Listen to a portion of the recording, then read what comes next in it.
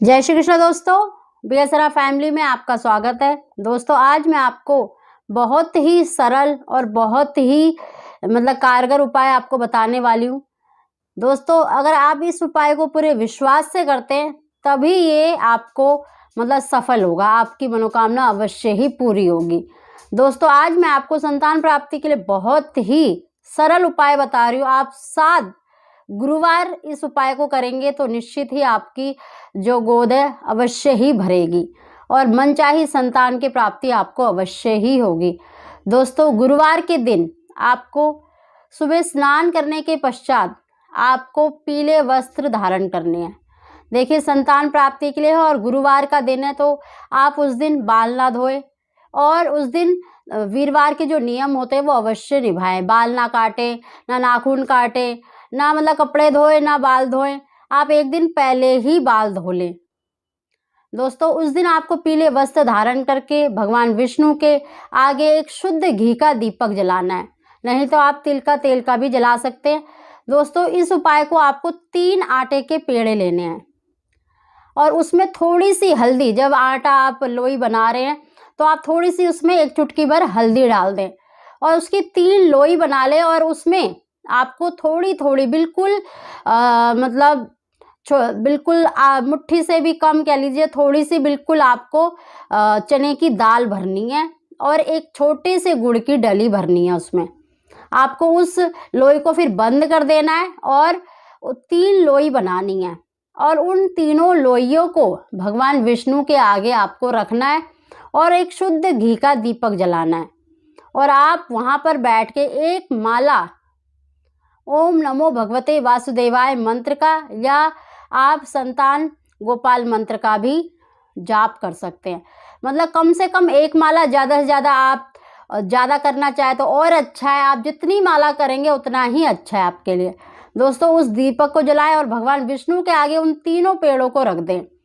आप चाहें तो एक एक केला भी रख लें। दोस्तों उस दिन केला आपको नहीं खाना है, इस चीज़ का ज़रूर ध्यान रखें। आपको 3 केले और 3 आटे के पेड़े लेकर गौ माता को खिलाना है। आप किसी भी गाय को खिला सकते हैं अपनी मनोकामना बोलते हुए और ओम नमो भगवते वासुदेवाय मंत्र का उच्चारण करते हुए जाएं। और जब तक आप इस उपाय को कर रहे हैं तो आपके मन में यही होना चाहिए कि बस आपको ओम नमो भगवते वासुदेवाय नमः, ओम नमो भगवते या किसी भी मंत्र का उच्चारण आपके आपका ध्यान है ना भगवान की तरफ ही होना चाहिए। बस ये आप पूरे दिन में किसी भी समय पर करें।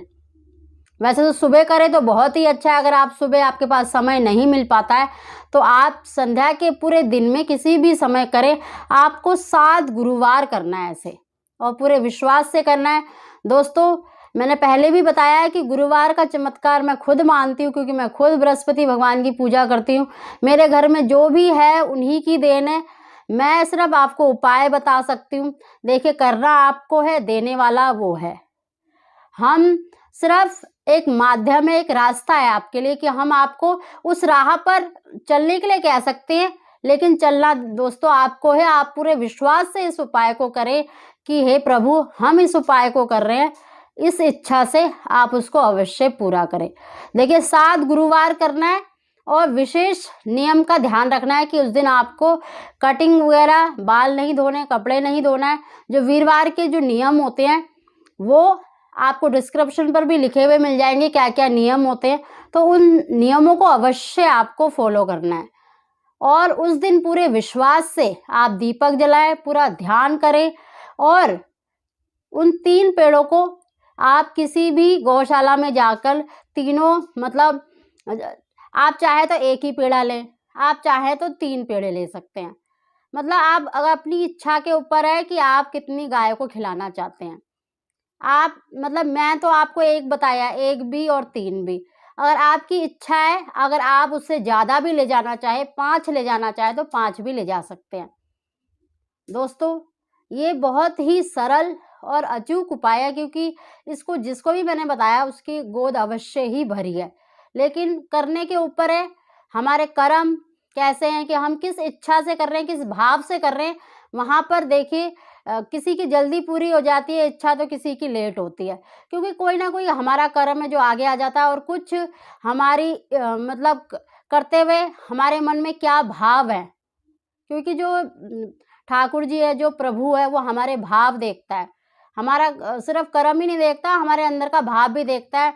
देखिए कई लोग कितना दान पुण्य करते हैं, लेकिन कई अगर भाव से तुलसी का पत्ता भी भगवान को अर्पित किया जाता है ना, तो भगवान उसी से खुश हो जाते हैं। कहते हैं ना, इसलिए भाव होना चाहिए। आप पूरे विश्वास और भाव से इस उपाय को करेंगे तो आपकी इच्छा अवश्य ही पूरी होगी।